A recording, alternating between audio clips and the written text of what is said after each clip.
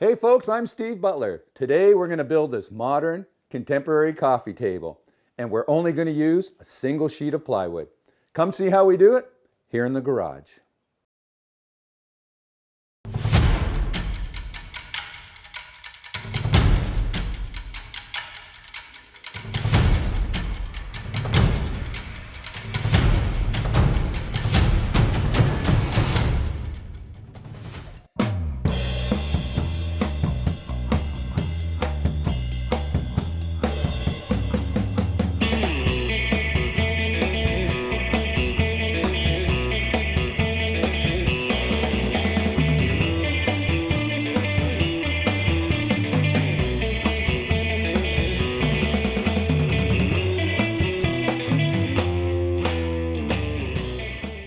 My personal favorite aesthetic is mid-century modern, but as a woodworker, I love building everything. I designed and made this project more than 20 years ago. It's made out of a single sheet of plywood. There's only one joint, and that's to join the two center pieces. It's joined by a notch or a lap joint. And the only hardware involved is some aluminum channel. And the best thing about this project, it's completely collapsible. First thing we need to do is cut our parts to size. I designed this project more than 20 years ago. Originally, I wanted a table that could be made by hand using regular power tools, or also would lend itself to CNC for production manufacturing. The first thing we're going to do is cut our two base parts. I've set my saw fence at 16 inches. Now, normally I'm talking about the height of the blade. You normally want it about 1/4 of an inch above your work surface or the thickness of a pencil. When I'm cutting plywood, because it's longer and sometimes we have a tendency to rock back and forth, I raise the blade slightly higher. You also get a smoother cut because more teeth are exposed. I'm using an 80 tooth plywood and laminate blade for this. Now I work in a small shop space. I can cut a full sheet of plywood, but what I do, and most home centers will offer this service, I go there and I get it cut down to a more manageable size. Big box stores, you can also buy it right off the shelf in smaller pieces. So we have this set at 16 inches. Just going to go ahead and cut our two pieces that make up our table base. Now, make sure you have eye protection on, hearing protection. I'm doing a lot of talking, so I'm not wearing a mask. I'm just going to go put the dust collector on and we'll get busy.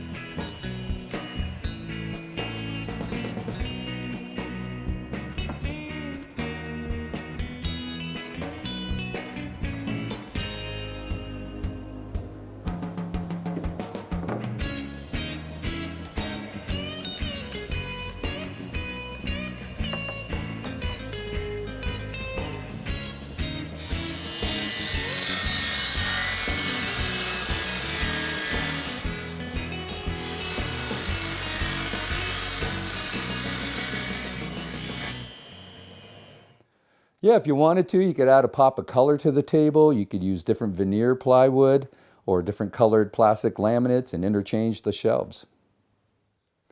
We have our two base parts cut to size at 16 inches. Look at that edge. That is a nice clean edge. Use the right blade for the job. Definitely makes a difference. Okay, I'm now going to set my fence at 20 inches and we're going to cut our parts, our shelf parts to size.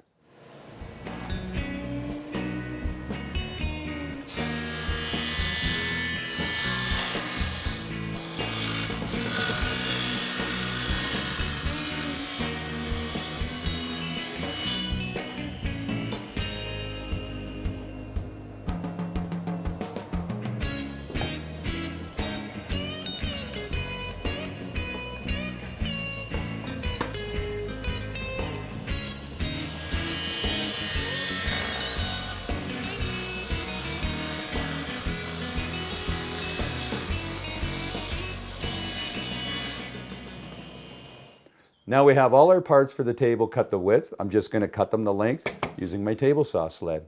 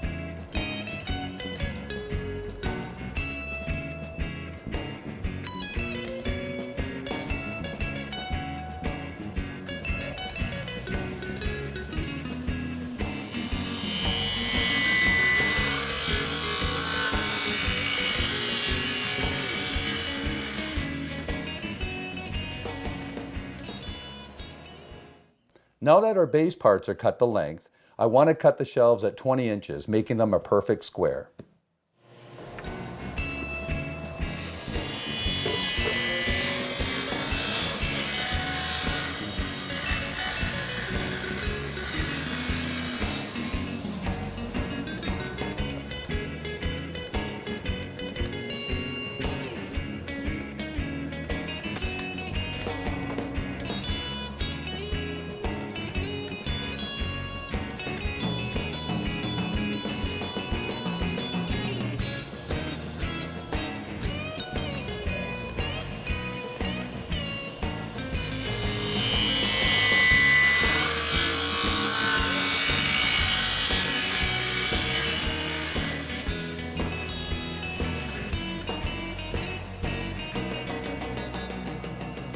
We have all our parts cut to size. We're going to go over to the bench and lay out the pattern for the base and the shelves.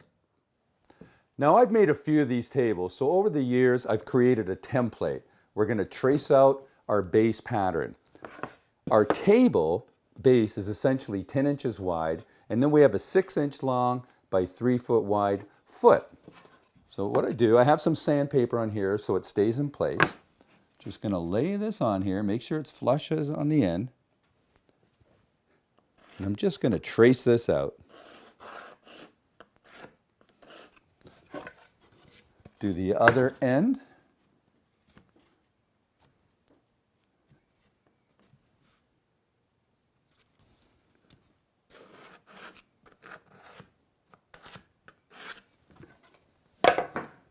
Now my T-square, I'm just going to join the lines.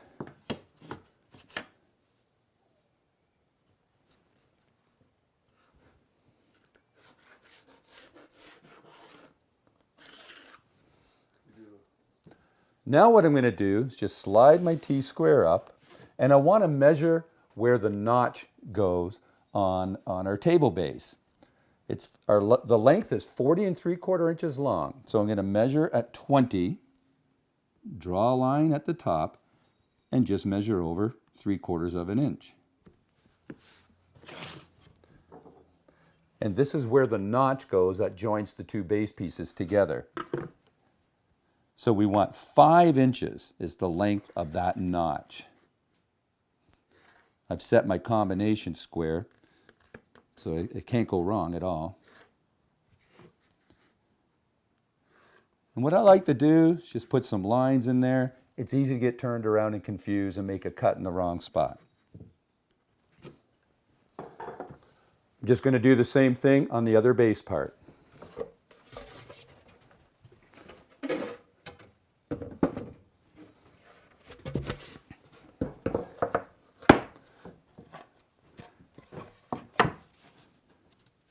Just going to lay our pattern out again. The most important thing here is just making sure it's flush to the edge.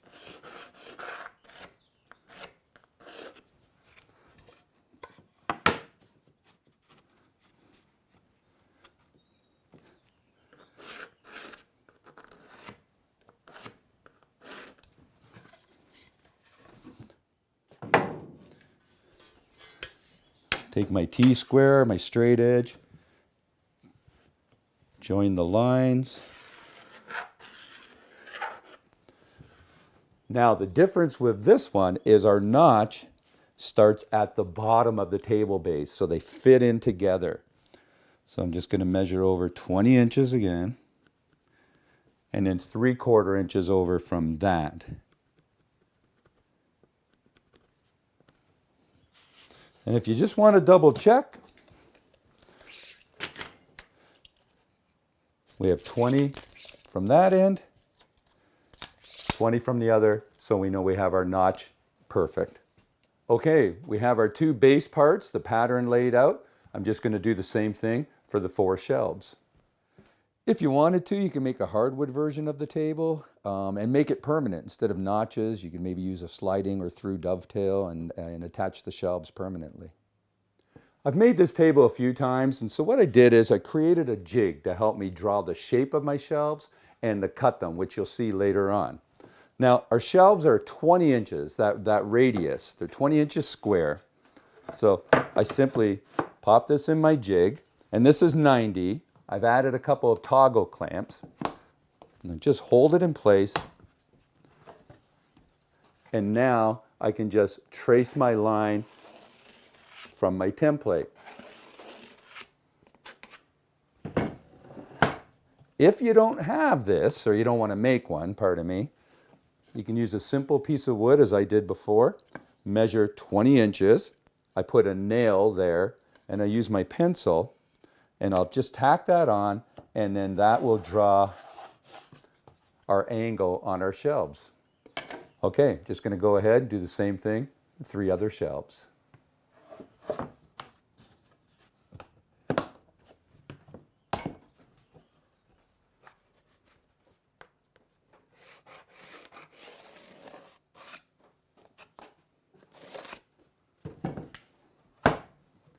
I've clamped one of our base parts to my bench, and I'm going to use a saber or jigsaw to cut out the pattern. Now you want to keep as close to the line as possible, because then you have less cleanup to do with the router later on.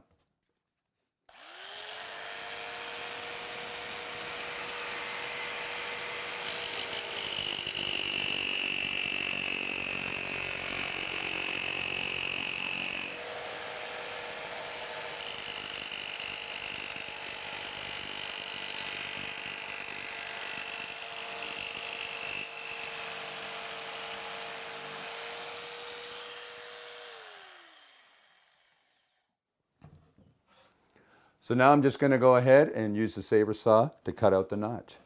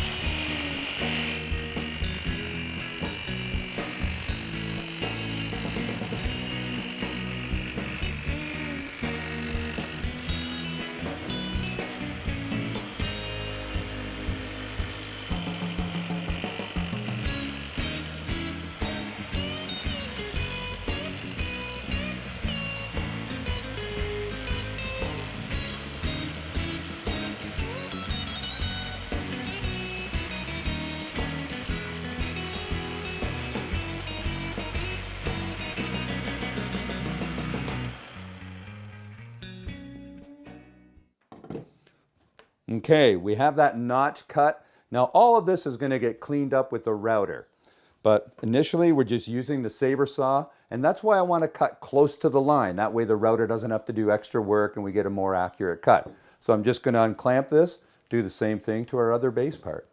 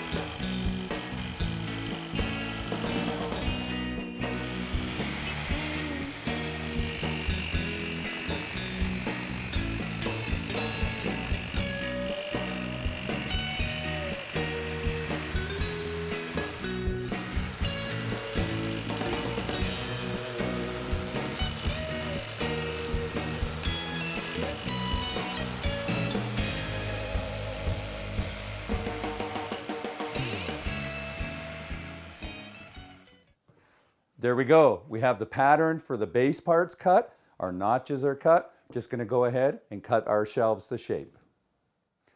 Before I go and cut the shelves, you want to make sure everything's clamped down properly on your bench. Last thing you want is this falling off on you in the middle of a cut.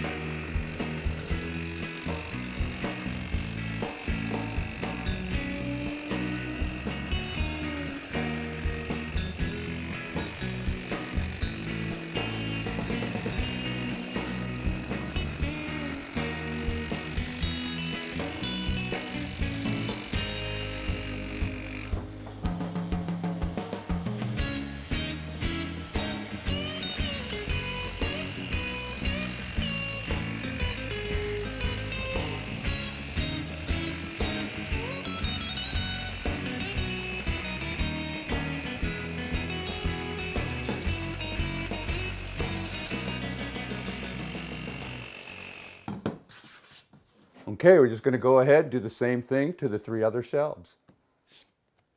There we go. We have all our parts for the table, cut the shape. We're just going to go and clean up the edges with a flush trim bit and a router.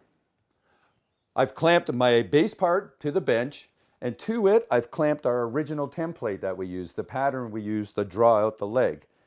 I have what's called a pattern cutting bit in the router, and there's a bearing, and what happens is the router or the bearing will follow our pattern and cut the base part flush to the pattern. And that's why it was important with the jigsaw or the saber saw to cut close to the line. Less work for the router, less dust to kick up. Speaking of dust, make sure you're wearing a dust mask for this. I like my eye protectors. They have little sidebars which work great, and hearing protection. Once I get this cut out, I'm just going to flip our template over to the other side, cut that, and then we'll do the rest of it.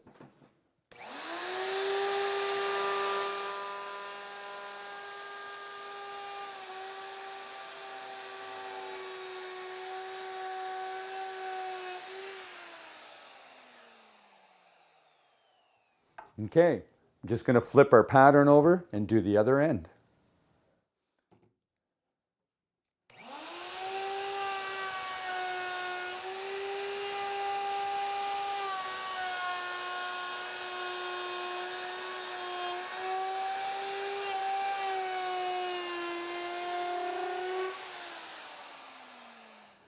There we go. Now that both ends are cleaned up, I'm just going to take a straight edge and clean up the middle.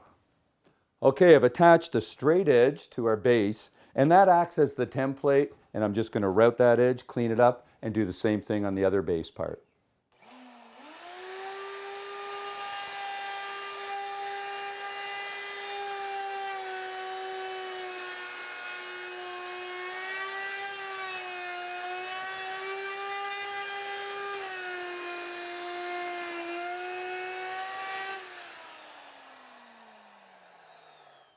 We have the pattern cut on both our base parts. What I've done is I've attached the straight edge, and I've put in a 3/4 inch straight bit in my router, and now it's time to clean up the notches in both parts. The base plate of the router will right up against the straight edge, and I'll bring it down 5 inches, the length of the notch, and clean it up, take the clamps off, and we'll do our other base part.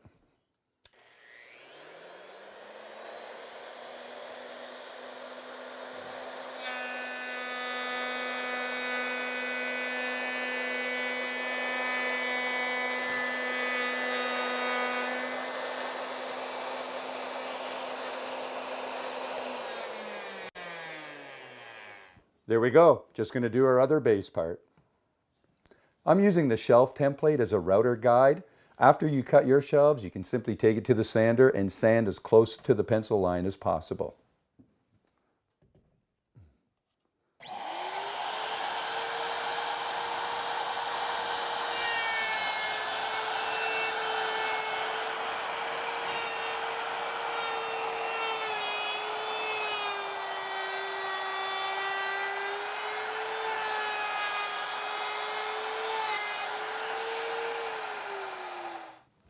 There we go. Just going to unclamp this and do the same thing to the 3 other shelves.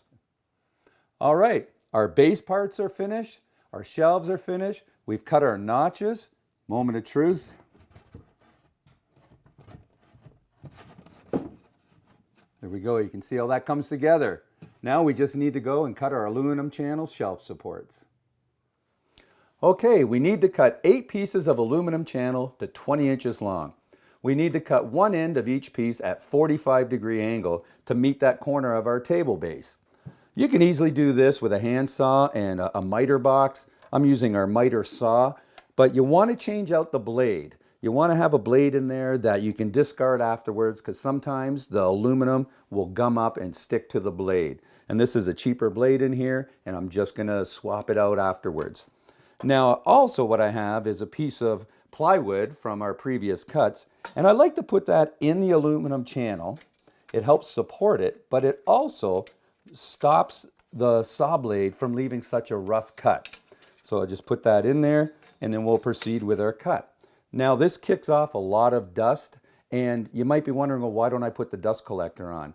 The pieces of aluminum that come off of this are hot. And the last thing you want is that going up in your dustbin and then smoldering later on. It could start a fire.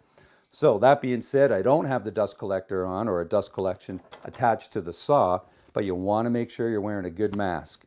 Make sure you have safety glasses on. These ones have temple guards. And that's it. We're just going to go ahead and cut our 8 pieces and then we'll attach them to our table. Yeah, I used aluminum channel for the shelf support because it's really easy to work with and very, very strong. Those shelves just snap in there no problem, and yet you can stand on that table and it'll hold your weight.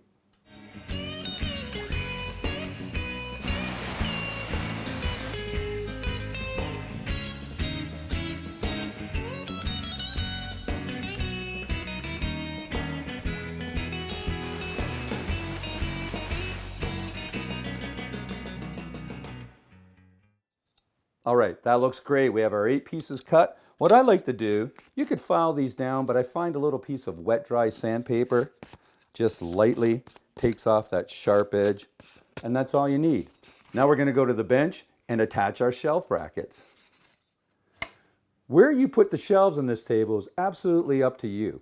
I like a stepped look. If you noticed, I have 2 shelves that are flush at the top surface, and then I step it down by 4 inches.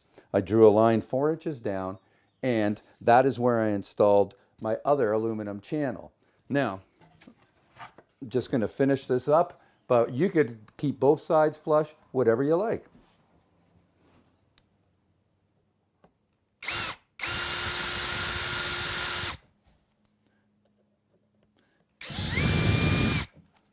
Now you definitely want to pre-drill in the plywood. You don't have to go that far. I've countersunk the screw hole slightly.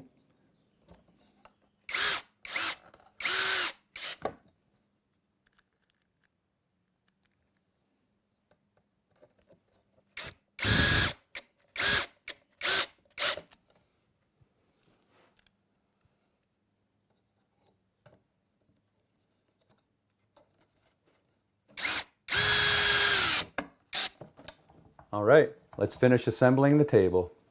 Yeah, it has a real space age feel to it. Kind of reminds me of the Jetsons, very atomic era looking. There we go. Slid the shelves in. I think this looks great. All right, as usual, I had a great time building this project with you. I hope you come back and see us here in the garage.